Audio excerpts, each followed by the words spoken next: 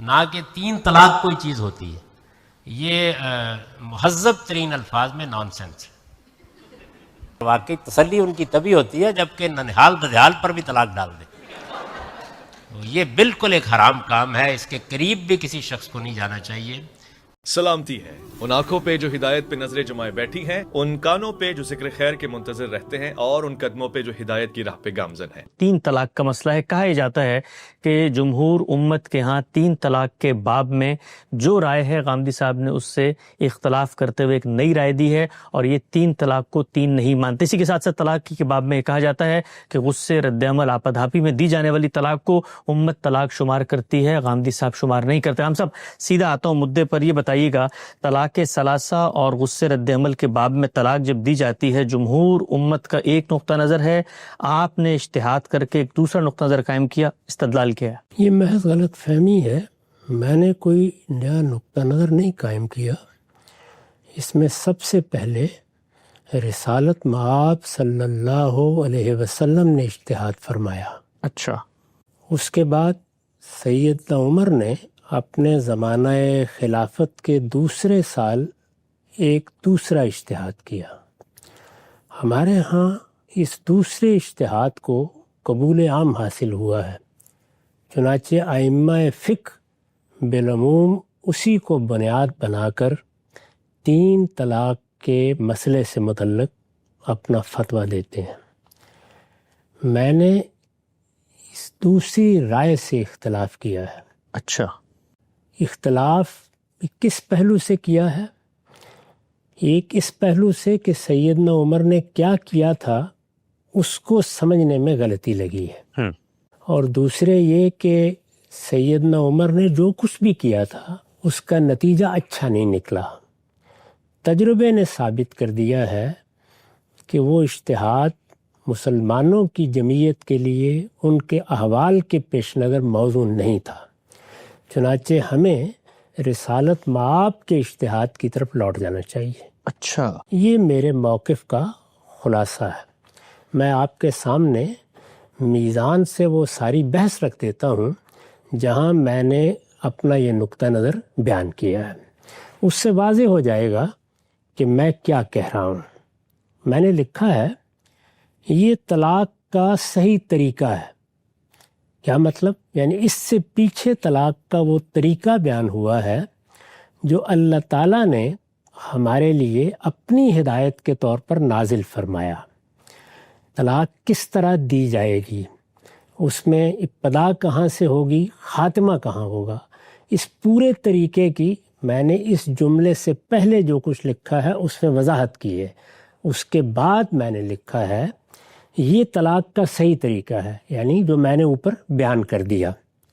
اگر کوئی شخص اس کے مطابق اپنی بیوی کو علیحدہ کرتا یا علیحدگی کا فیصلہ کر لینے کے بعد اس کی طرف مراجعت کرتا ہے، رجوع کرتا ہے، اسے لوٹا لیتا ہے، تو اس کے یہ فیصلے شرعاً نافذ ہو جائیں گے، یعنی طلاق ہو جائے گی.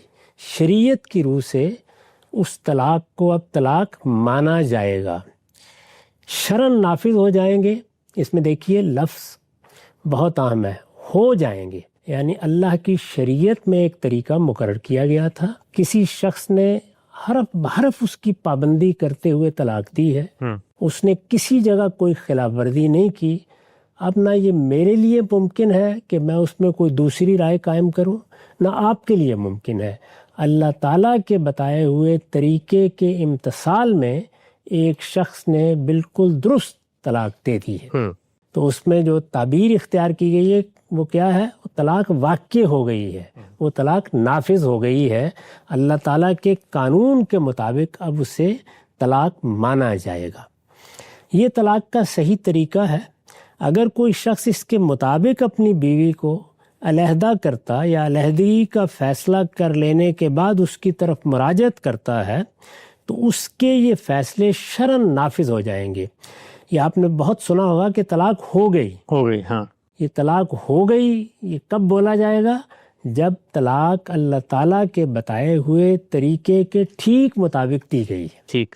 لیکن کسی پہلو سے یہ الفاظ بھی قابل غور ہیں، کسی پہلو سے اس کی خلاف ورزی کر کے اگر طلاق دی جاتی ہے، یعنی طلاق کا جو طریقہ بتایا گیا ہے اس کی ابتدا سے انتہا تک کسی چیز کی خلاف ورزی کر لی جاتی ہے، لیکن کسی پہلو سے اس کی خلاف ورزی کر کے اگر طلاق دی جاتی ہے تو یہ پھر ایک قضیہ ہے جس کا فیصلہ عدالت کرے گی۔ اچھا، یعنی اب طلاق نہیں ہوئی، اب طلاق کو نافذ نہیں مانا جا سکتا، طلاق اس نے دی ہے لیکن اللہ تعالیٰ کے یا شریعت کے بتائے ہوئے طریقے کی خلاف ورزی کر کے دی ہے۔ ٹھیک، اب یہ قضیہ ہو گیا ہے، یعنی یہ اب ایک مقدمہ ہے، کیسے ہو گیا کہ شریعت خاموش فیصلہ ہونا ہے کہ کیا طلاق نافذ کی جائے یا نہ کی جائے۔ یعنی اب یہ ہوئی نہیں کیونکہ طریقے کی خلاف ورزی ہو گئی ہے، اب اس کے نفاذ کے بارے میں یہ فیصلہ کیا جائے گا کہ کیا اس کو اس خلاف ورزی کے باوجود نافذ قرار دیا جائے یا نافذ نہ قرار دیا جائے۔ ٹھیک، یہی قاعدہ دنیا کے ہر قانون میں ہے، یعنی قانون کے مطابق جب آپ ایک معاملہ کرتے ہیں تو وہ ہو گیا، لیکن اگر قانون کی خلاف ورزی ہوئی ہے تو پھر قانون نافذ کرنے والے ادارے بھی اور عدلیہ بھی یہ طے کرتی ہے کہ اب اس کی نوعیت کیا ہے۔ ٹھیک، وہ نوعیت ہے جو معاملے کو قضیہ بنا دیتی ہے۔ قضیے کا فیصلہ ظاہر بات ہے کہ میں نے یعنی طلاق دینے والے نے، جس کو طلاق دی گئی ہے اس نے نہیں کرنا، اب یہ فیصلہ کسی عدالت نے کرنا ہے، معاشرے نے کرنا ہے، کسی نظم اجتماعی نے کرنا ہے، ارباب حل وقت نے کرنا ہے۔ ٹھیک، اب یہ سوسائٹی کے پاس، معاشرے کے پاس مسئلہ چلا گیا ہے کہ ایک شخص نے اللہ تعالیٰ کے بتائے ہوئے طریقے کی خلاف ورزی کر کے طلاق دے دی ہے، کیا یہ ہو گئی ہے؟ کیا یہ نافذ کر دی جائے گی؟ کیا نہیں نافذ کی جائے گی؟ یہ قضیہ ہے جس کا اب ہمیں فیصلہ کرنا۔ ایک سوال کا صاحب، یہ جو آپ فرماتے ہیں کہ اللہ نے ایک طریقہ مقرر کر دیا ہے، اس کے مطابق جب طلاق دی جائے گی تو طلاق واقع ہوگی، نہیں دی جائے گی تو اب یہ قضیہ بن جائے گا۔ سوال یہاں پر یہ ہے کہ وہ جو قانون اللہ نے دیا ہے، کیا اس میں اس نے یہ لکھا ہے کہ اگر اس کے مطابق نہیں کرو گے تو پھر یہ قضیہ بن جائے گی؟ کیونکہ یہ بھی تو کہا جا سکتا ہے کہ اس نے جب کچھ نہیں بتایا تو یہی طریقہ ہے، اس کے مطابق آپ دیں گے تو طلاق ہوگی، اور اگلا جو معاملہ ہے وہ تو وہاں پر لکھا ہوا نہیں، تو یہ آپ فرماتے ہیں کہ اب وہ نظم اجتماعی یا معاشرے کی طرف چلا گیا، تو یہ تو قانون کو بتانا تھا نا کہ اس کے بعد کیا کرنا ہے ہم نے۔ قانون کبھی یہ نہیں بتاتا۔ اللہ تعالیٰ نے ہم پر نماز فرض کی ہے، ہم وہ نماز اللہ تعالیٰ کے بتائے ہوئے طریقے کے مطابق پڑھتے ہیں، جی، کبھی کوئی سوال نہیں پیدا ہوتا۔ ہم سورہ فاتحہ پڑھے بغیر رکوع میں چلے گئے، اب سوال پیدا ہوتا ہے کیا نماز ہو گئی؟ بہت اچھی مثال ہے۔ اس کو کوئی عالم بتائے گا، کوئی فقیہ بتائے گا، ایسے ہی کرتے ہیں۔ جی، رسالت مآب کا زمانہ تھا تو لوگ آپ کی بارگاہ میں حاضر ہو کر پوچھتے تھے میری نماز ہو گئی؟ یہ کیوں پوچھ رہے ہیں؟ جب وہ نماز صحیح طریقے سے پڑھ رہے ہیں اس وقت تک تو یہ سوال نہیں پیدا ہوتا۔ تو یہ ہر حال میں اور ہر قانون میں ایک اجتہادی مسئلہ ہے۔ ٹھیک، یعنی خلاف ورزیوں کی تو دسیوں صورتیں ہو سکتی ہیں۔ ایک شخص نے ثنا نہیں پڑھی، ایک نے تکبیر تحریمہ کے وقت ہاتھ نہیں اٹھائے، دوسرا رکوع میں سورہ فاتحہ پڑھے بغیر چلا گیا ہے، تیسرے نے ایک سجدہ کیا اور اٹھا ہوا ہے، دسیوں صورتیں ہو سکتی ہیں۔ یہ قانون بیان کرے گا نہیں، یہ اب اجتہاد کا موضوع ہے، یعنی اجتہاد کر کے وہ لوگ جو اس کی صلاحیت رکھتے ہیں کہ اجتہاد کریں وہ آپ کو بتائیں گے کہ کیا یہ صورت وہ ہے جس میں نماز ہوئی نہیں، آپ کو اس پوری نماز کو دہرانا ہے، یہی بتاتے ہیں فقہا۔ جی، وہ یہ کہتے ہیں نماز نہیں ہوئی، ہاں، اب نماز کو آپ شروع سے آخر تک دوبارہ پڑھیں گے۔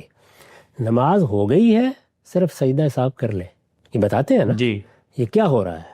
یعنی یہ وہی ہو رہا ہے کہ جب طریقے کی پیروی نہیں کی یا اس میں غلطی کر دی ہے یا کوئی سہو و نسیان ہو گیا ہے تو اب کیا کرنا ہے؟ لوگ حج کے مناسک ادا کرتے ہیں، اطمینان کے ساتھ حج کر کے واپس آ جاتے ہیں، وہ آپ سے کہتے ہیں مجھ سے یہ غلطی ہو گئی، میں فلاں معاملے میں تقدیم و تاخیر کر بیٹھا، یہ کیا چیز ہے؟ یعنی خدا کے بتائے ہوئے، اس کے پیغمبر کے بتائے ہوئے طریقے کی خلاف ورزی ہو گئی ہے۔ اب ایک مجتہد بتائے گا۔ پیغمبر کے زمانے میں ظاہر ہے پیغمبر دین بھی دیتا ہے، اجتہاد بھی کرتا ہے، تو وہاں پیغمبر سے پوچھا جائے گا۔ اگر پیغمبر کے بعد آپ پوچھنا چاہیں گے تو کسی صاحب علم سے پوچھیں گے، تو وہ صاحب علم آپ کو بتائے گا۔ اسی طرح کا معاملہ ان چیزوں میں ہوتا ہے جو دو لوگوں کے درمیان ہو جاتے ہیں، یعنی جب تک معاملہ آپ کا تھا، نماز آپ کی ہے، وہ دو لوگوں کے درمیان نہیں ہے، وہاں ایک عالم سے آپ نے پوچھا، اس نے بتا دیا، آپ مطمئن ہو گئے، نماز ہو گئی، آپ کا اطمینان ہو گیا کہ سجدہ صاحب کافی تھا۔ لیکن اگر دو لوگوں کے درمیان ہے، طلاق کا معاملہ کسی فرد کا شخصی معاملہ نہیں ہے، اس میں ایک میاں ہے ایک بیوی ہے، دونوں کے درمیان معاملہ ہو گیا ہے، اگر ان کا اتفاق ہے ایک صورتحال کے اوپر تو ہمارے پاس کیوں آئیں گے؟ اگر وہ آئیں گے یا ان میں سے کوئی ایک آئے گا تو پھر یہ کیا ہوگا؟ قضیہ، اب اس کا فیصلہ کرنا ہے۔ یہ بات ہے جو پہلے سمجھنی چاہیے۔ لیکن کسی پہلو سے اس کی خلاف ورزی کر کے اگر طلاق دی جاتی ہے، یعنی اللہ کے بتائے ہوئے طریقے کی، تو یہ پھر ایک قضیہ ہے جس کا فیصلہ عدالت کرے گی۔ جب دو لوگوں کے درمیان قضیہ ہوتا ہے تو دو ہی طریقے ہیں، ایک یہ کہ آپ کوئی ثالث مقرر کر لیں، وہ بھی گویا ایک طرح کی معاشرتی عدالت بن جاتی ہے، وہاں فیصلہ ہو جائے گا۔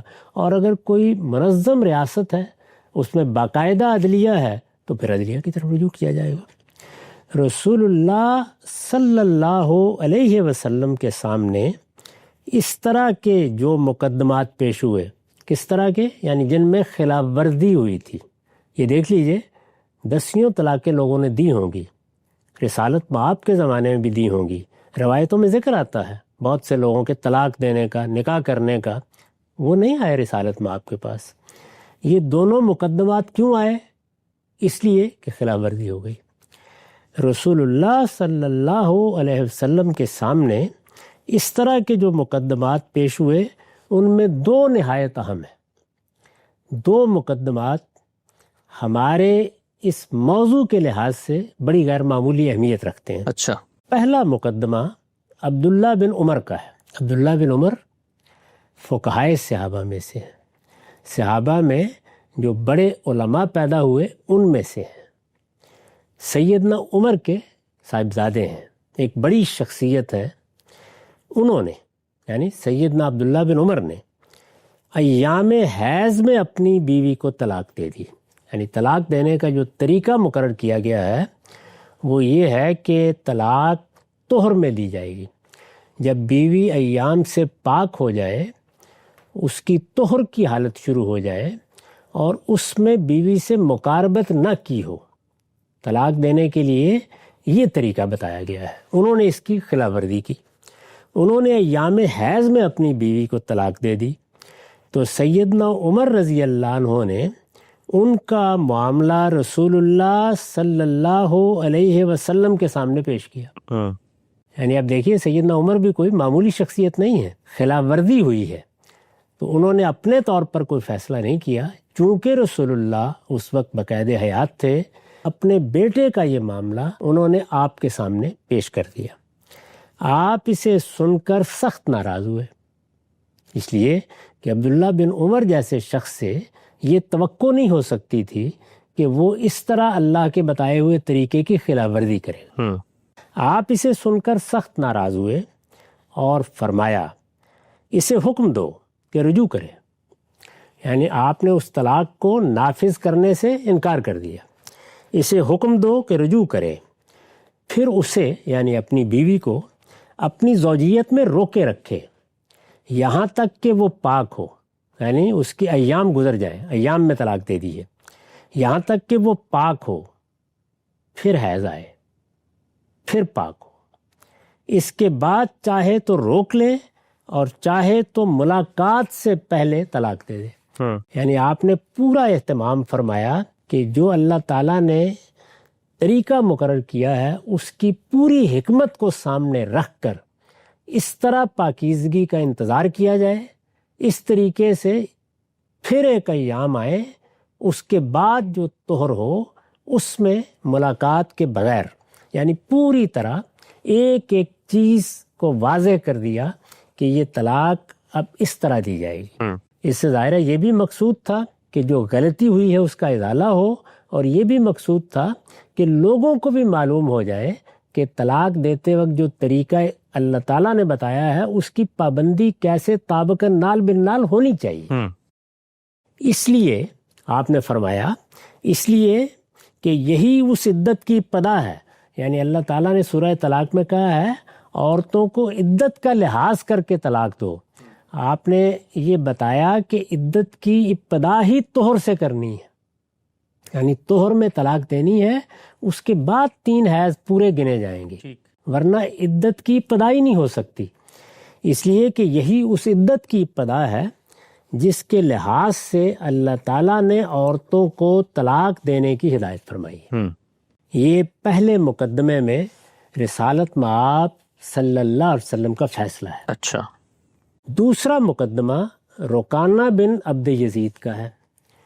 روایتوں کو جمع کرنے سے واقعے کی جو صورت سامنے آتی ہے وہ یہ ہے کہ انہوں نے اپنی بیوی کو اکٹھی 3 طلاقیں دے دی۔ پہلے مقدمے میں کیا خلاف ورزی ہوئی تھی؟ ایام میں طلاق دے دی۔ دوسرے مقدمے میں یہ خلاف ورزی سامنے آئی کہ اکٹھی 3 طلاقیں دے دی ہیں، یعنی اللہ تعالیٰ نے ایک رشتہ نکاح میں 3 مرتبہ طلاق دینے کا حق دیا ہے۔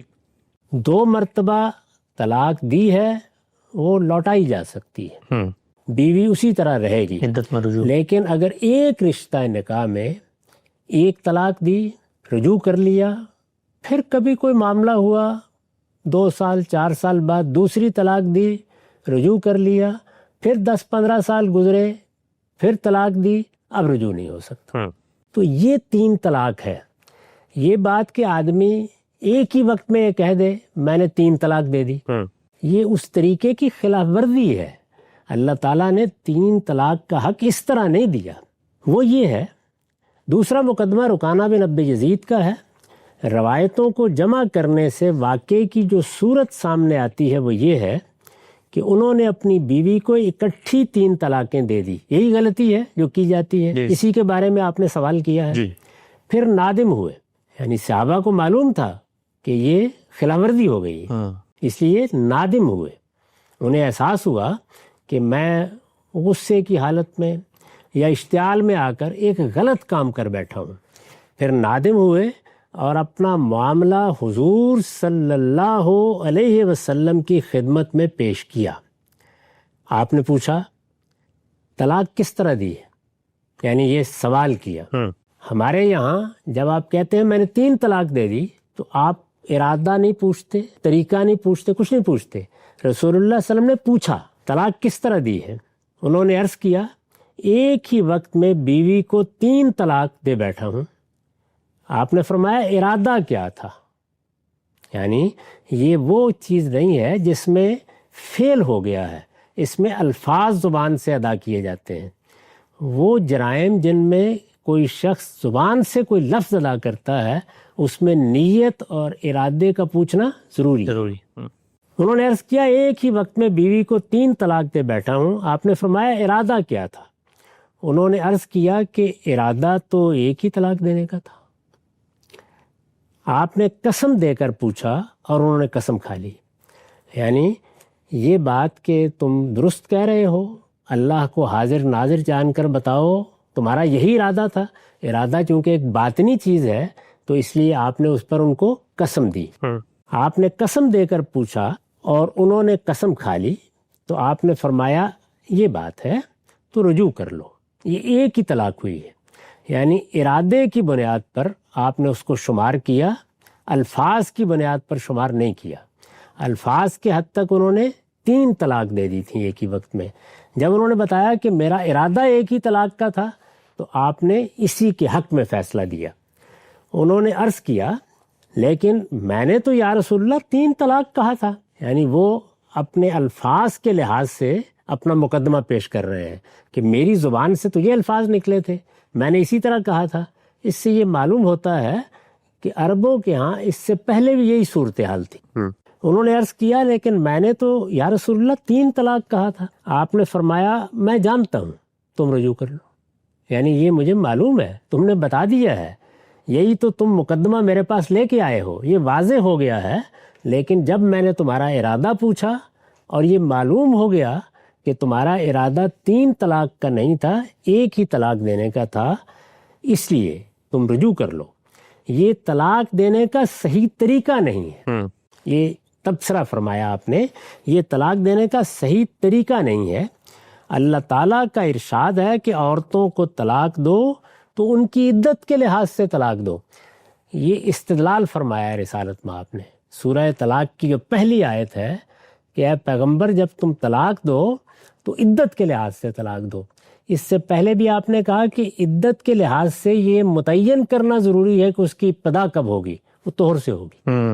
اسی طرح یہاں آپ نے یہ علمی بات بھی واضح فرمائی کہ جب اللہ تعالیٰ نے کہا عدت کے لحاظ سے طلاق دو تو پھر یہ ہو ہی نہیں سکتا کہ تم 3 طلاق ایک وقت میں دے دو، کیونکہ اس طلاق کے بعد تو پھر رجوع کا امکان ختم ہو جاتا ہے۔ اس میں تو پھر عدت کسی دوسرے مقصد سے گزاری جاتی ہے، اس میں یہ چیز ہی پیش نظر نہیں ہوتی کہ مجھے نظر ثانی کرنی ہے، مجھے غور کرنا ہے، میں 3 مہینے کے اندر فیصلہ کروں گا، میں عدت کے گزرنے کے بعد یہ طے کروں گا کہ کیا مجھے امساکم بے معروف کرنا ہے یا تسریحم بے احسان کر دینا، یعنی صحیح طریقے سے روک لینا ہے یا اچھے طریقے سے رخصت کر دینا ہے۔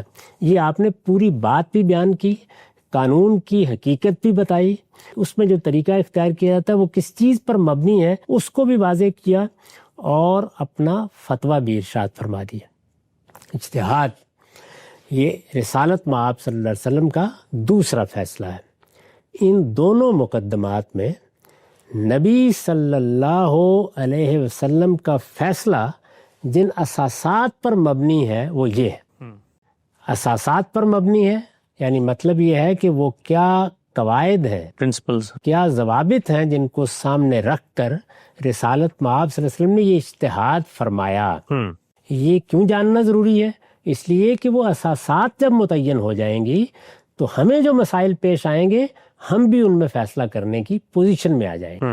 یہ یوں سمجھ لیجئے کہ جب کوئی قانون دیا جاتا ہے تو اس کا ریشنیل ایک مجتہد کو سمجھنا ہوتا ہے، اس کی علت کیا ہے، اس کا منات کیا ہے، اس لیے کہ وہ منات یا وہ علت ہے جس کے لحاظ سے یا حکم باقی رہے گا یا اس کی توسیع ہوگی یا حکم میں کوئی تغیر ہوگا یا حکم ختم ہو جائے گا۔ اور جب کوئی اجتہاد کیا جاتا ہے تو اس کی اساس کیا ہے، وہ کس بنیاد پر کیا گیا ہے، اس میں کیا قاعدہ ملحوظ ہے، اس میں عقل عام کی کوئی چیز پیش نظر رکھی گئی ہے، اس میں عمومی تجربات پیش نظر ہیں، اس میں عرف کو بنیاد بنایا گیا ہے، اس میں اللہ تعالیٰ کی کسی ہدایت سے استنباط کیا گیا ہے۔ یہ ساری چیزیں سامنے رکھ کر ہر مجتہد کے لیے ضروری ہے کہ وہ اس کی اساسات متعین کرے، یعنی وہ بنیاد کیا ہے جس کو سامنے رکھ کر رسالت مآب صلی اللہ علیہ وسلم جیسی ہستی نے یہ فیصلے فرمائے ہیں۔ وہ اساسات اب میں بیان کرتا ہوں۔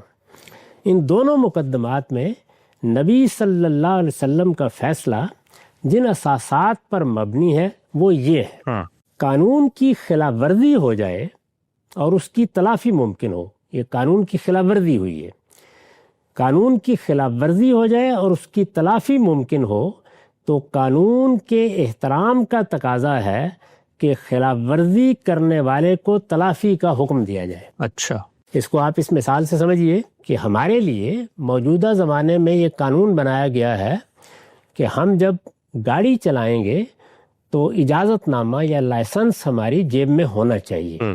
ہم نے خلاف ورزی کی، لائسنس گھر میں رکھ کر بھول گئے اور گاڑی لے کر سڑک پر آ گئے، ہمیں روکا گیا، قانون کی خلاف ورزی ہو چکی ہے۔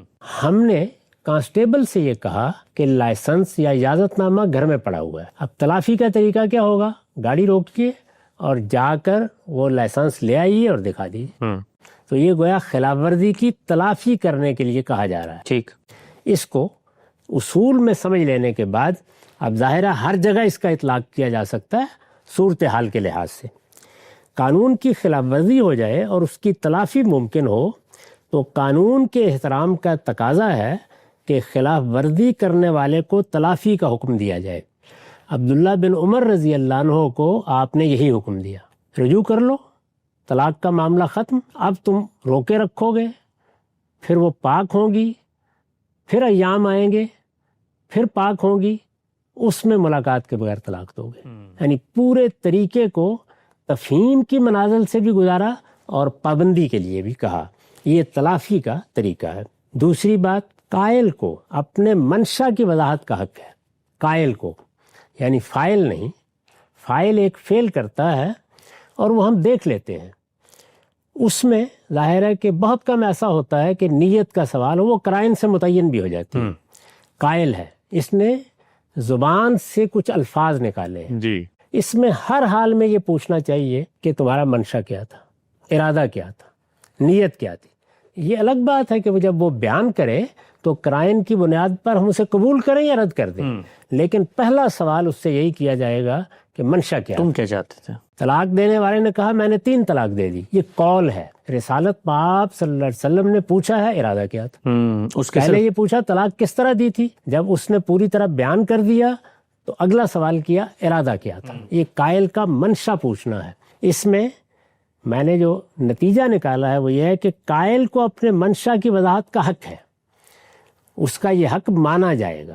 وہ یہ کہتا ہے کہ ارادہ یہ تھا لیکن میں نے الفاظ یہ کہے. رسول اللہ صلی اللہ علیہ وسلم نے اس میں قسم دی ہے, بس زیادہ سے زیادہ آپ یہی کر سکتے ہیں. دنیا میں اس کے سوا آپ کو کوئی حق نہیں ہے. اگر اس کے بعد بھی وہ جھوٹی بات کر رہا ہے تو وہ جانے, اس کا پروردگار جانے. قائل کو اپنے منشا کی وضاحت کا حق ہے. وہ اگر یہ کہتا ہے کہ فلاں بات مجھ سے بلا ارادہ یا ارادہ و اختیار کے کسی وجہ سے سلب ہو جانے کے باعث صادر ہوئی ہے. بلا ارادہ میں نے 3 طلاق کہہ دیا, میں غصے میں تھا, میرا ارادہ ہی اس وقت سلب ہو چکا تھا. اماں اصرار کر رہی تھی, بیوی بعض اوقات غصے میں اصرار کرتی ہے, اس نے کوئی سبب بیان کیا کہ یہ وجہ ہوئی, میں نے 3 طلاق کے الفاظ کہہ دیے, رد عمل کی اس کیفیت میں سنبھال نہیں سکا اپنے آپ کو, ورنہ میرا ارادہ نہیں تھا. وہ اگر یہ کہتا ہے کہ فلاں وہ بات مجھ سے بلا ارادہ یا ارادہ و اختیار کے کسی وجہ سے سلب ہو جانے کے باعث صادر ہوئی ہے تو اس کی یہ وضاحت تسلیم کی جا سکتی ہے.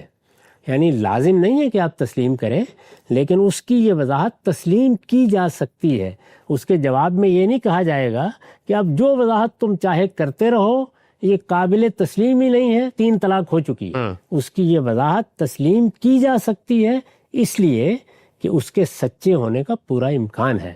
اور جب الفاظ کہے گئے ہیں تو ارادہ پوچھنا ضروری ہے, اور ارادہ جب اس نے بتا دیا تو قرائن اگر اس کے خلاف نہیں ہے تو مان لینا چاہیے. 3 طلاق کے الفاظ, یہ تیسری بات ہے. 3 طلاق کے الفاظ بیان عدد کے لیے بھی بولے جا سکتے ہیں. یعنی جب اس نے کہا 3 طلاق تو فی الواقع اس کے پیش نظر وہی 3 طلاق تھیں جن کا حق اللہ تعالیٰ نے ایک رشتے میں دیا ہے. یہ بیان عدد ہے. 3 طلاق کے الفاظ بیان عدد کے لیے بھی بولے جا سکتے ہیں, اور فیصلے کی سختی, اتمام اور قطعیت ظاہر کرنے کے لیے بھی. یعنی بعض اوقات جیسے ہم بولتے ہیں نا, میں نے تمہیں 10 مرتبہ یہ بات کہی ہے, آپ دیکھیں یہ 10 مرتبہ سے 10 مرتبہ مراد ہی نہیں ہوتا. اسی طرح سے 3 طلاق کا معاملہ بھی ہمارے معاشرے میں یہی ہو گیا ہے. معلوم ہوتا ہے اس وقت بھی عربوں کے یہی ہو چکا تھا کہ غصے میں آ گئے, اشتعال میں آ گئے, سختی ظاہر کرنے کے لیے بس میں نے آخری فیصلہ کر لیا ہے, 3 طلاق کے الفاظ بول دیے جاتے ہیں. تو یہ زبان سے استدلال ہے کہ بعض اوقات زبان میں ایک تعبیر ہوتی ہے, وہ تعبیر ظاہراً عدد کے لیے ہوتی ہے, حقیقتاً نہیں ہوتی. یعنی کبھی کبھی یہ جو 3, 10, 5 اس طرح کے الفاظ بولے جاتے ہیں, یہ کسی متعین عدد کو بیان نہیں کرتے, بلکہ صرف یہ بتاتے ہیں کہ آخری درجے میں نے یہ کام کر ڈالا ہے. 3 طلاق کے الفاظ بیان عدد کے لیے بھی بولے جا سکتے ہیں, اور فیصلے کی سختی, اتمام اور قطعیت ظاہر کرنے کے لیے بھی. یہ دونوں احتمالات, یعنی فی الواقع عدد پیش نظر تھا یا سختی پیش نظر تھی, یہ دونوں احتمالات چونکہ زبان و بیان کی روح سے بالکل یکساں ہیں, یعنی ہمارے ہاں بھی عام استعمال ہوتے ہیں, اس لیے قائل کی وضاحت اس معاملے میں بھی قابل قبول ہونی چاہیے. وہ اگر یہ کہتا ہے کہ میں نے تو محض اپنے فیصلے کی سختی ظاہر کرنے کے لیے, یا میں نے خاتون کو تہدید کے لیے 3 طلاق کے الفاظ کہہ دیے تھے, تو اس کی یہ وضاحت بھی مان لینی چاہیے. ٹھیک. یہ ان فیصلوں کے اندر جو اساسات ہیں یا جو اصول کار فرما ہیں وہ میں نے بیان کر دیے ہیں. اس سے مقصود یہ ہے کہ جب اس طرح کا کوئی معاملہ ہمارے سامنے آئے تو ہم بھی یہ ساری چیزیں پوچھیں. اسی میں آپ کے دوسرے سوال کا بھی جواب ہے. یعنی جب اس نے ارادہ بتایا تو ارادہ پوچھنے کا مطلب ہی یہ ہے کہ اگر وہ کہتا ہے میں نے اشتعال میں کہا, اگر وہ کہتا ہے میں غصے میں تھا تو اس کی یہ وضاحت قبول کرنی چاہیے، کیونکہ یہاں کی ہے رسول یہ اللہ۔ بھی اصل میں قائل کے منشا کی وضاحت ہے جو اس نے کر دی ہے۔ جب ایک شخص یہ کہتا ہے کہ اماں میرے اوپر سختی کا تقاضا کرنے کے لیے کھڑی تھی، جب وہ کہتا ہے کہ اماں مجھے قریب کھڑے ہوئے مجبور کر رہی، تو ظاہر ہے کہ اماں ایک بڑی ہستی ہے، یا بیوی نے مجھے اتنا اشتعال دلا دیا تھا، یا صورتحال ایک لڑائی یا جھگڑے میں اس جگہ تک پہنچ گئی تھی۔ وہ کیا کہہ رہا ہے؟ وہ اصل میں یہ بتا رہا ہے کہ میرا منشا کیا تھا، لیکن الفاظ کیوں میری زبان سے اس سے مختلف نکلے۔ تو یہ قائل کے منشا ہی کی وضاحت ہے، اس کو قبول کیا جانا چاہیے۔ یہ اساسات میں نے متعین کر کے بتا دی ہیں، ان کی بنیاد پر اب اس طرح کے جتنے معاملات سامنے آتے ہیں، خلاف ورزی کے معاملات، ان سب کا فیصلہ کیا جا سکتا ہے۔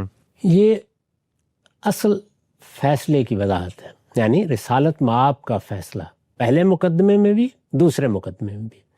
میں یہ کہتا ہوں کہ ہمیں یہی طریقہ اختیار کرنا چاہیے۔ ہمارے معاشرے میں لوگ دین سے زیادہ واقف نہیں ہوتے، ان کو پتہ ہی نہیں ہے کہ طلاق دینے کا صحیح طریقہ کیا ہے۔ وہ بالعموم سنے سنائے طریقے سے یہ خیال کر کے کہ طلاق اسی طرح ہوتی ہے کہ 3 طلاق کہا جائے، طلاق دے دیتے ہیں۔ وہ اشتعال میں آ کے طلاق دے دیتے ہیں، وہ غصے میں اس طرح کے الفاظ کہہ دیتے ہیں۔ ان کے ہاں بعض اوقات میں تمہیں طلاق دیتا ہوں یہ ایسے ہی ہے کہ جیسے آپ نے کسی کو دشنام کر دیا۔ یہ سب چیزیں چونکہ ہماری سوسائٹی میں معلوم ہیں، تجربے میں آتی ہیں، اس لیے ان کا لحاظ کر کے یہ تینوں قواعد سامنے رکھنے چاہیے، ان کا اطلاق کر کے فیصلہ کرنا چاہیے۔ عدالت نے فیصلہ کرنا ہے تو اسے بھی، اگر کوئی معاملہ خاندان کے سامنے آیا ہے تو خاندان کے بزرگوں کو بھی، کسی صاحب علم کے سامنے آیا ہے تو اس کو بھی اسی طرح فیصلہ کرنا چاہیے۔ میں نے جو کچھ پچھلے 25-30 سال میں کہا ہے وہ یہ ہے، یعنی رسالت مآب صلی اللہ علیہ وسلم کا اجتہاد ہے۔ اس اجتہاد کو میں نے سمجھنے کی کوشش کی ہے اور یہ بتایا ہے کہ ہمیں سیدنا عمر کے اجتہاد کے بجائے رسالت مآب صلی اللہ علیہ وسلم کے طریقے کی طرف لوٹ جانا چاہیے اور اسی طریقے سے ہر طلاق کے معاملے کا فیصلہ کرنا چاہیے، یعنی جب اس کی خلاف ورزی ہو جائے، جب اللہ کے بتائے ہوئے طریقے کی خلاف ورزی کر کے طلاق دی جائے تو رسول اللہ نے جو طریقہ اختیار کیا وہ طریقہ ہی اختیار کرنا چاہیے۔ اس سے یہ واضح ہو جاتا ہے کہ میں نے کوئی نیا اجتہاد نہیں کیا، بلکہ اللہ کے آخری پیغمبر نے جس طریقے سے ان معاملات کو دیکھا، لوگوں کو توجہ دلائی ہے کہ اس میں آپ کے اسوہ حسنہ کو سامنے رہنا چاہیے، اسی میں خیر ہے۔ ہم نے دوسرے اجتہاد کی پیروی کر کے اپنے لیے ایسے مسائل پیدا کر لیے ہیں جس کا ازالہ ناممکن ہو جاتا ہے، بلکہ حلالے جیسی لعنت ہماری سوسائٹی میں آتی ہے۔ یہ میری پوری بات ہے۔ اب اس کے بعد یہ سوال پیدا ہوتا ہے کہ سیدنا عمر کا وہ اجتہاد کیا تھا، انہوں نے وہ کس بنیاد پر کیا، اس میں غلطی کیا ہے اور کیوں یہ ضروری ہے کہ اس کو تبدیل کر دیا جائے۔ آپ کا موقف بالکل واضح ہو گیا کہ جو کچھ آپ نے بیان کیا ہے آپ کے بقول وہ رسالت مآب صلی اللہ علیہ وسلم کے اجتہادات ہی کا بیان ہے، اس میں کوئی نئی منفرد بات نہیں کہی گئی۔ سیدنا عمر نے اس کے مقابل میں جو اجتہاد کیا اس کی بنیاد کیا تھی، اور خود گاندھی صاحب جو استدلال پیش کر رہے ہیں، جن روایتوں کو انہوں نے سامنے رکھا، ان کی صورتحال کیا ہے، اس سب پر تنقیدی سوالات گاندھی صاحب کی خدمت میں رکھیں گے۔ وقت یہاں پہ ختم ہوتا ہے، دوبارہ حاضر خدمت ہوگی، اب تک آپ کا بہت شکریہ۔ خاتمہ یہاں پر ہوا تھا کہ رسالت مآب صلی اللہ علیہ وسلم نے جب اجتہاد کر لیا تو پھر سیدنا عمر کے اجتہاد کی گنجائش یا بنیاد کیسے باقی رہ جاتی ہے؟ یہ بتائیے گا کہ سیدنا عمر کا اجتہاد تھا کیا اور انہوں نے کیوں کیا؟ سیدنا عمر نے جو کچھ کیا وہ رسالت مآب صلی اللہ علیہ وسلم کے اجتہاد کی روشنی میں کیا ہے۔ اچھا، اسی بات کو آپ یوں بھی ادا کر سکتے ہیں کہ خود آپ کے اجتہاد میں وہ گنجائش موجود تھی جس کو سامنے رکھ کر سیدنا عمر نے ایک انتظامی حکم جاری کیا۔ اچھا، رسالت مآب صلی اللہ علیہ وسلم کا اجتہاد کیا تھا، میں نے اس کی تفصیلات پچھلی نشست میں آپ کے سامنے رکھ دی تھی۔ جی، اس میں رسول اللہ صلی اللہ علیہ وسلم نے رکانہ بن عبد یزید سے یہ پوچھا تھا کہ ارادہ کیا ہے، انہوں نے اپنا ارادہ بیان کیا، آپ نے قسم دی، انہوں نے قسم کھا لی، چنانچہ ان کے بیان کو آپ نے قبول کر لی۔ ٹھیک، اس پر تبصرہ کرتے ہوئے میں نے لکھا تھا کہ اس نوعیت کا بیان جب بھی سامنے آئے گا، یعنی ایک شخص نے چند الفاظ ادا کیے ہیں یا لفظوں میں کوئی بات کہی ہے، اس سے ہم پوچھتے ہیں ارادہ کیا تھا. اس نے اپنا ارادہ بیان کیا، یہ ارادہ قبول بھی کیا جا سکتا ہے، رد بھی کیا جا سکتا ہے. سیدنا عمر نے اس کو رد کر دینے کا فیصلہ کیا، یعنی خود اسی میں یہ گنجائش موجود تھی کہ اگر سوال کیا گیا ہے اور پوچھنے والے کا اطمینان نہیں ہوا تو وہ اس کو رد کر سکتا ہے. ایک شخص اپنا ارادہ بیان کرتا ہے، قرائن اس کے خلاف ہے، صاف معلوم ہوتا ہے کہ یہ آدمی صحیح بات نہیں کر رہا، اپنے آپ کو بھی دھوکہ دے رہا ہے اور ہمیں بھی دھوکہ دے رہا ہے. تو ریاست کو، عدالت کو اور باب حل و عقد کو اسی طریقے سے اگر کوئی ثالث ہے یا خاندان کے بزرگ ہیں تو ان کو اس کی بات کو رد کر دینے کا بھی اختیار ہے. سیدنا عمر نے اپنے زمانے میں اس معاملے کو دیکھا، وہ اس نتیجے پر پہنچے کہ لوگ 3 طلاق دے کر آ جاتے ہیں. ان سے جب پوچھا جاتا ہے کہ ارادہ کیا تھا تو وہ اسی طرح کی باتیں کرتے ہیں. اس کو لوگوں نے ایک مذاق بنا لیا ہے. اب میں ان کے اس بیان کو قبول نہیں کروں گا.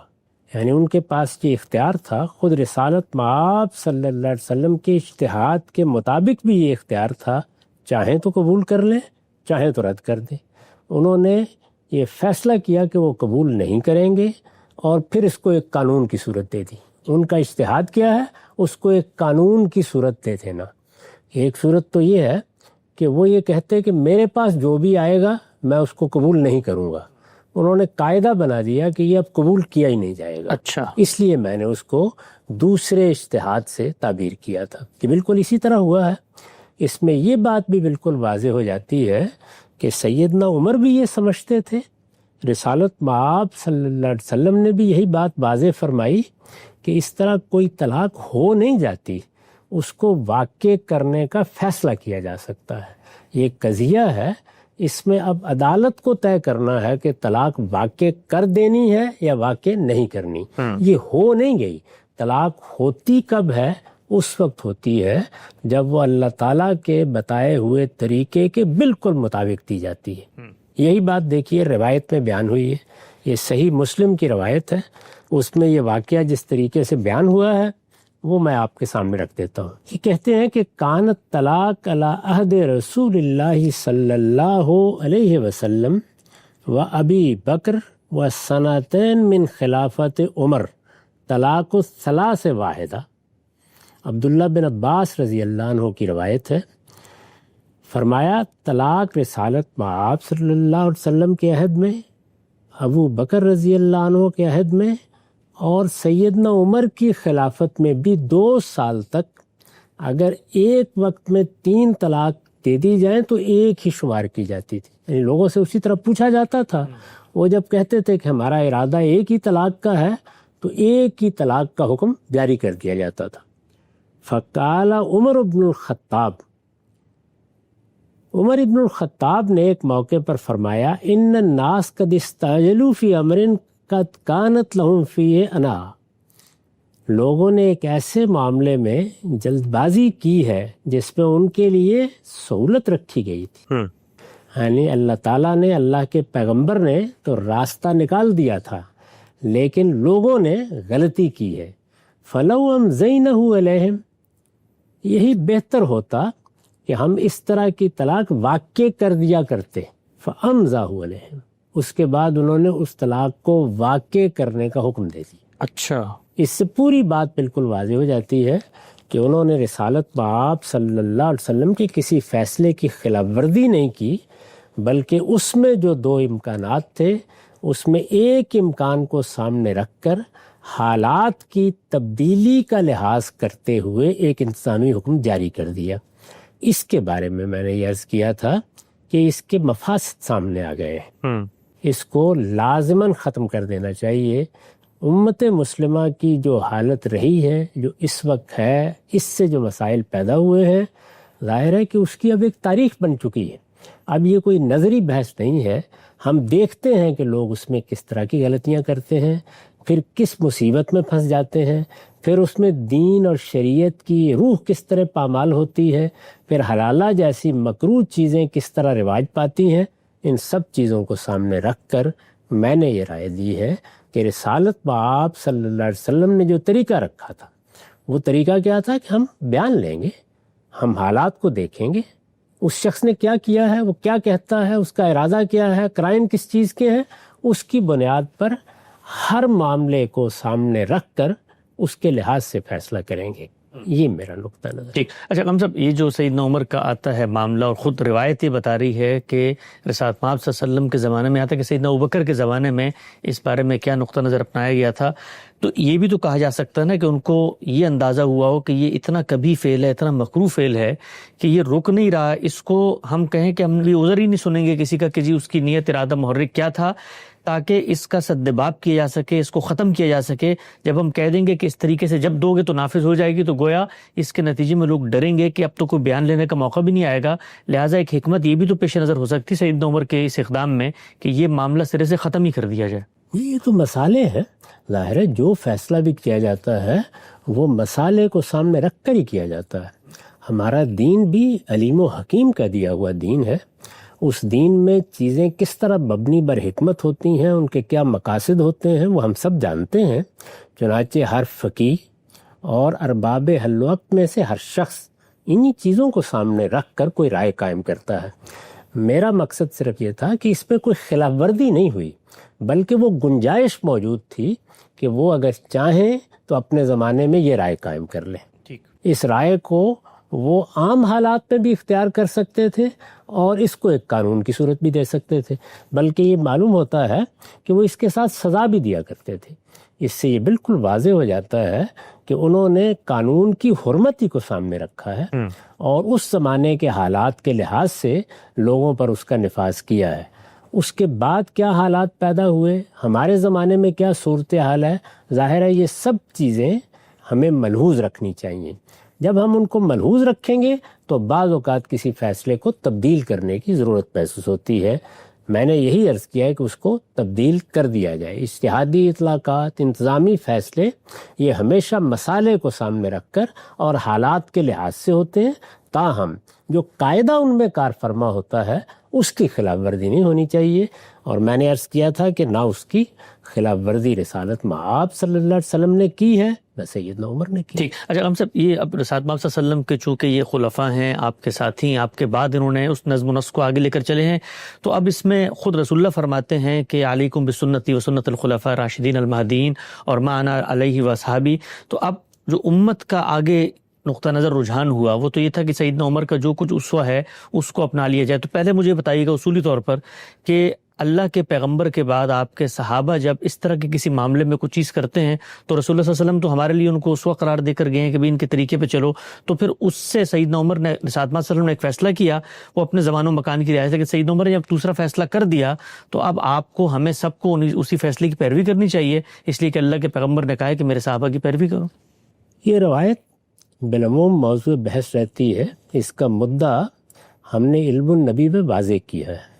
اس میں جو بات کہی گئی ہے وہ اس نوعیت کا کوئی موضوع زیر بحث ہی نہیں لا رہی۔ اچھا، وہ یہ بتا رہی ہے کہ امت میں جب ایک نظم قائم ہوتا ہے یا اس میں سیاسی معاملات زیر بحث آتے ہیں، اس میں لوگوں کے ساتھ کوئی معاملہ کرنے کی ضرورت پڑتی ہے، اس میں ایک طریقہ ایک اسوہ وجود میں آتا ہے۔ وہ اسوہ ہے جس کو خود ہمارے ہاں بعد میں منہاج نبوت کہا گیا، یعنی رسالت مآب صلی اللہ علیہ وسلم نے لوگوں کے ساتھ معاملہ کرنے میں، نظم حکومت چلانے میں جو رویہ اختیار کیا، جو طریقے اختیار کیے، وہ طریقے منہاج نبوت ہے۔ آپ کے بعد آپ کے خلفاء نے بھی وہی طریقے اختیار کیے، اسی وجہ سے ان کو خلفائے راشدین کہا جاتا ہے۔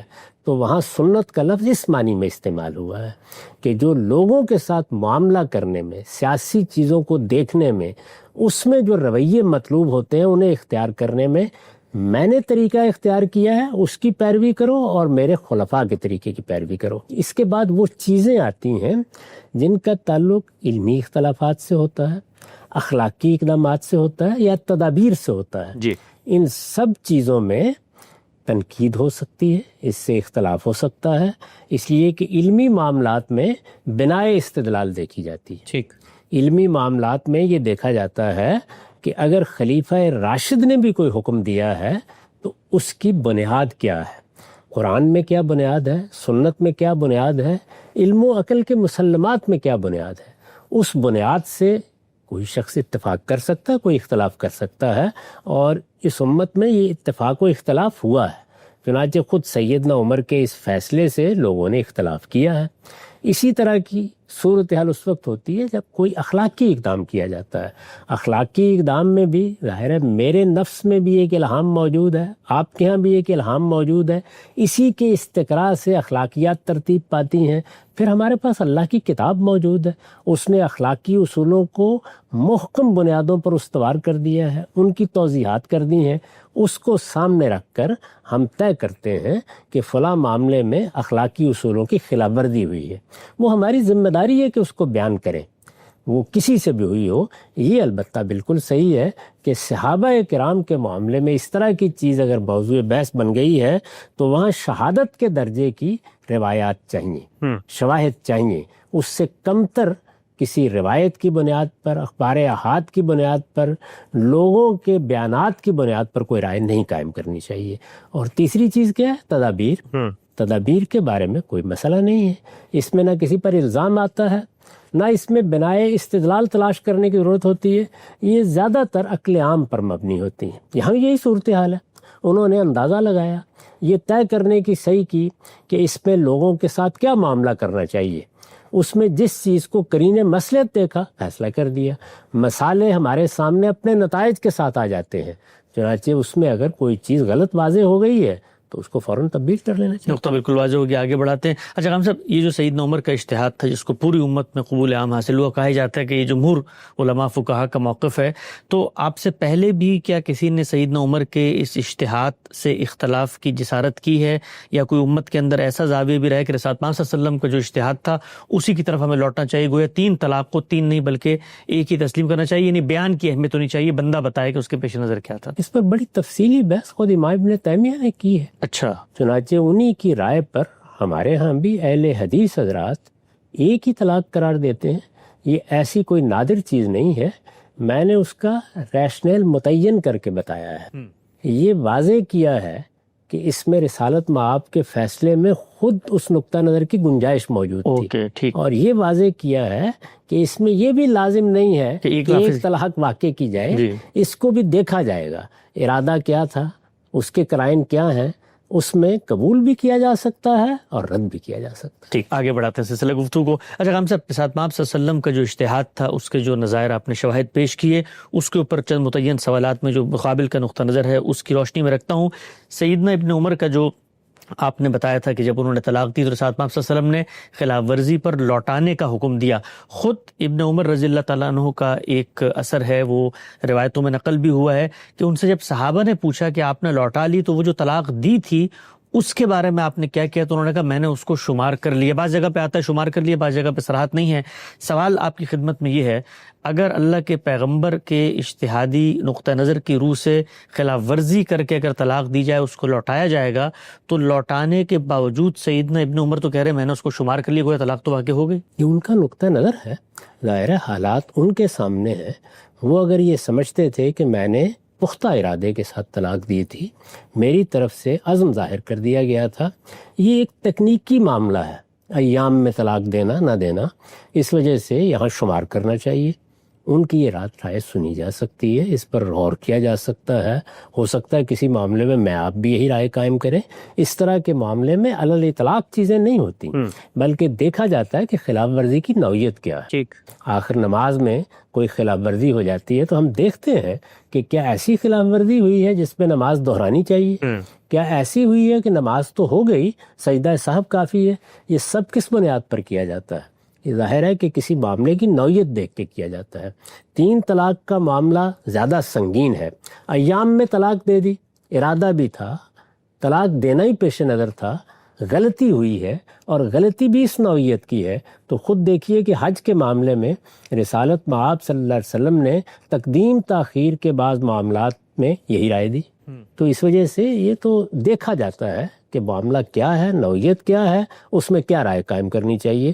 ممکن ہے کہ ہمارے سامنے ایک مسئلہ آئے، اس میں ہم اس سے مختلف رائے قائم کریں. لیکن ہم سے جو رسالت مآب صلی اللہ علیہ وسلم کی ان کو نصیحت ہے، تلقین ہے، جو ہدایت حکم ہے، اس میں تو یہ ہے کہ تم اس پورے معاملے کو ریورس کرو، لوٹاؤ اور صحیح اوقات میں دوبارہ سے اس کو انیشیٹ کرو. تو یہ بھی تو کہا جا سکتا ہے کہ رسول اللہ صلی اللہ علیہ وسلم نے اس کو نافذ نہیں مانا، انہوں نے اپنے اجتہاد سے. یہ کبھی کبھی یہ بھی ہوتا ہے آدمی کہے کہ میں اپنے اوپر مجھ سے غلطی ہوئی ہے تو اپنے آپ کو سبق دینے کے لیے میں سمجھوں کہ میرا ایک حق استعمال ہو گیا ہے، لیکن اللہ کے پیغمبر نے تو معاملے کو زیرو پہ لے جا کے دوبارہ سے انیشیٹ کرنے کی ہدایت کی. اس میں بھی چونکہ ہمارے سامنے روایت ہے، اس وجہ سے حتمی طور پر نہیں کہا جا سکتا کہ آپ کے پیش نظر رجوع تھا یا آپ نے اس معاملے ہی کو ختم کر دیا. میرا رجحان وہی ہے کہ آپ نے اس معاملے کو ختم کر دیا تھا، اور یہی فرمایا تھا کہ اب اس کو تم تلافی کر کے، یعنی جو کچھ تم نے کیا ہے اس کی تلافی کر کے اسی طریقے کی پیروی کرو گے جو طریقہ اللہ تعالیٰ نے مقرر کر دیا. بالکل ٹھیک. یہ میرا فہم ہے،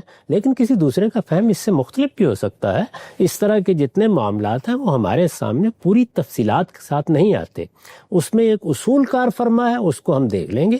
تفصیلات میں کوئی اختلاف کرتا ہے تو کوئی حرج کی بات نہیں. آگے بڑھاتے ہیں سلسلہ گفتگو کو. اچھا، ہم سے جو دوسرا اجتہاد یہاں زیر بحث آیا جس کو آپ نے پڑھ کے بھی سنایا، رکانہ بن عبد یزید کی جو روایت ہے طلاق ثلاثہ کے باب میں، اس روایت کی سند کے بارے میں بہت کچھ قیل و قال ہے. کہا جاتا ہے کہ جی بعض لوگوں نے تو اس کو ضعیف قرار دیا ہے، بعض لوگ حسن لغیرہ مطابعات اور شواہد کی روشنی میں اس کو شامل بھی کر لیتے ہیں. لیکن اتنی بڑی چیز اخذ کی جا رہی ہے اللہ کے پیغمبر کے ایک اجتہاد اور اسوہ سے، لیکن اس کی سند کے بارے میں تو بحث ہوتی ہے کہ وہ تو ثابت ہی نہیں ہو رہی. نہیں، یہ اتنی بڑی چیز نہیں ہے، یہ بالکل ایک اجتہادی اطلاق ہے. اس طرح کے معاملات عقلی اصولوں پر مبنی ہوتے ہیں. یہی وجہ ہے کہ میں نے اس کے بارے میں اپنی کتاب مقامات میں یہ صراحت کی ہے کہ اس طرح کی روایات جن میں کوئی انتظامی مسئلہ زیر بحث ہے، کوئی اجتہادی اطلاق زیر بحث ہے، ان کو ہم اگر ان کے ذوف کا ازالہ ہو جاتا ہے، کبھی تعدد طرق کی بنا پر، کبھی ایک عمومی رجحان کی بنا پر، کبھی بعض دوسرے قرائن کی بنیاد پر، اس طرح کی کچھ چیزیں اگر مل جاتی ہیں تو ان کو ہم اپنے اجتہاد یا اپنے فہم کی تائید میں نقل کر سکتے ہیں. ٹھیک، تائید میں نقل ہونا چاہیے. رسالت مآب صلی اللہ علیہ وسلم نے جو کچھ کیا ہے اس میں کوئی نیا دین یا دین کا نیا حکم نہیں دیا جا رہا. ٹھیک، اس میں ایک عقلی نوعیت کا فیصلہ کیا جا رہا ہے. جن فیصلوں کی بنیاد عقل عام پر ہوتی ہے، قواعد عامہ پر ہوتی ہے، ان میں اس اصرار کی کوئی وجہ نہیں ہے. وہ فیصلے تو ہو جانے ہیں، ان میں مختلف احتمالات ہوتے ہیں، ان میں سے کسی احتمال کو ترجیح دینی ہے. اگر ہم ایک احتمال کو ترجیح دے رہے ہیں، اس میں ایک روایت بھی مل گئی ہے، اگرچہ اس میں ذوف ہے، اسے تائید میں پیش کیا جا سکتا ہے. میں نے اس کو اسی حیثیت سے پیش کیا. ٹھیک، نقطہ واضح ہوا. آگے بڑھاتے ہیں. اچھا صاحب، آپ نے اس پوری بحث کو اجتہاد کے دائرے کی بحث قرار دیا. قرآن مجید خود جس وقت یہ کہتا ہے کہ طلاق کا کیا طریقہ کار ہے تو وہاں ایک لفظ استعمال کرتا ہے وہ عزم الطلاق، جب تم طلاق کا مصمم ارادہ کر لو. تو اب ارادہ جو ہے وہ فیصلہ کن ہوگا، یہ تو نص کا تقاضا ہے. خود قرآن مجید یہ کہہ رہا ہے ارادہ ہی معتبر ہے، اور اس میں مصمم ارادہ ہوگا، نیت ہوگی، اور آپ سوچ سمجھ کے ٹھنڈے دل و دماغ سے فیصلہ کریں گے، تبھی عروبہ عمل قابل عمل ہونا چاہیے. تو یہ تو بحث پر خالصتاً جو ہدایت ہے اس کی تفہیم کی بحث بن جاتی ہے نا. اس کو ہم اجتہاد میں کیوں لے کے جاتے ہیں؟ اس میں تو کوئی شبہ ہی نہیں ہے کہ میرے نزدیک، آپ کے نزدیک یہ معاملہ ایسے ہی ہو سکتا ہے. رسالت مآب صلی اللہ علیہ وسلم نے جب ارادہ پوچھا ہے تو آپ نے بھی اسی فہم کی تصویب کی ہے. لیکن ارادہ پوچھنا ہے، ارادہ نہیں پوچھنا، یہ اجتہاد ظاہر ہے کہ اس میں تو اجتہاد ہی کیا بالکل ٹھیک ہے. یعنی کوئی چیز جب ہمارے سامنے آتی ہے تو ہم نے کیا سمجھا ہوا ہے اس کا اطلاق کرنا ہوتا ہے. وہ جب اطلاق آپ کر رہے ہوتے ہیں تو عقلی اصولوں کو سامنے رکھ کے کیا جاتا ہے. اس میں یہ فیصلہ کرنا پڑتا ہے کہ کیا اطلاق صحیح ہوا ہے، کیا اطلاق غلط ہوا ہے. تو یہ اس باب کی بحث ہے. باقی بہت سی چیزیں ہیں جن کو ہم سمجھتے ہیں یا جن کے لیے ہم کچھ قرائن پیش کر سکتے ہیں یا کسی لفظ کی بنیاد پر بحث کر سکتے ہیں، وہ ایک الگ موضوع ہے کہ ارادہ ہونا چاہیے، ارادہ نہیں ہونا چاہیے. عقل عام بھی کہتی ہے کہ کہ جو چیزیں قولاً صادر ہوتی ہیں ان میں ارادہ پوچھنا چاہیے. قرآن مجید کے الفاظ بھی تائید کر رہے ہیں. تو اس لیے فہم کی بنیاد پر بھی یہ رائے قائم کی جا سکتی ہے, عقل عام کی بنیاد پر بھی یہی رائے قائم ہونی چاہیے. حضور کے سوال سے بھی یہی بات معلوم ہو. نقطہ بالکل واضح ہوا. اچھا ہم صاحب, یہ رسالت پاک صلی اللہ علیہ وسلم کے اجتہادات ہیں جن کی روشنی میں آپ نے اپنے نقطہ نظر کی تصویب کی کہ بھائی یہ میں وہی بات کر رہا ہوں جو اللہ کے پیغمبر نے کہی, نئی بات نہیں ہے. کہا جاتا ہے کہ اگر اللہ کے پیغمبر کے اجتہاد کی یہی حیثیت ہے, آپ کے قول کی یہی اہمیت ہے, تو پھر مقابل کا بھی ایک قول موجود ہے جس میں خود رسالت پاک صلی اللہ علیہ وسلم فرما رہے ہیں کہ ثلاثۃ جدہن جد والہزلہن جد, النکاح والطلاق والعتاق. غصے میں ہو, ہنسی میں ہو, مذاق میں ہو, طلاق دے دی تو ہو جائے گا, نکاح کر لیا تو ہو جائے گا, غلام آزاد کر دیا تو شمار کیا جائے گا. تو اگر اس اجتہاد کی آپ کے نزدیک اہمیت ہے تو وہ جو اللہ کے پیغمبر فرما رہے ہیں کہ ارادہ ورادہ نہیں دیکھا جائے گا, ہنسی ہو, مذاق ہو, غصہ ہو, کچھ بھی ہو, کہو گے تو نافذ ہو جائے گی. اس کے یہ معنی نہیں ہے. یعنی اس کی تحقیق کر کے یہ دیکھنا کہ سند کیا ہے, روایت کی کیا نوعیت ہے, اس سے قطع نظر میں یہ عرض کر رہا ہوں کہ اس معاملے کی یہ نوعیت نہیں ہے. طلاق کے مسئلے میں ایک بیوی ہوتی ہے, ایک شوہر ہوتا ہے.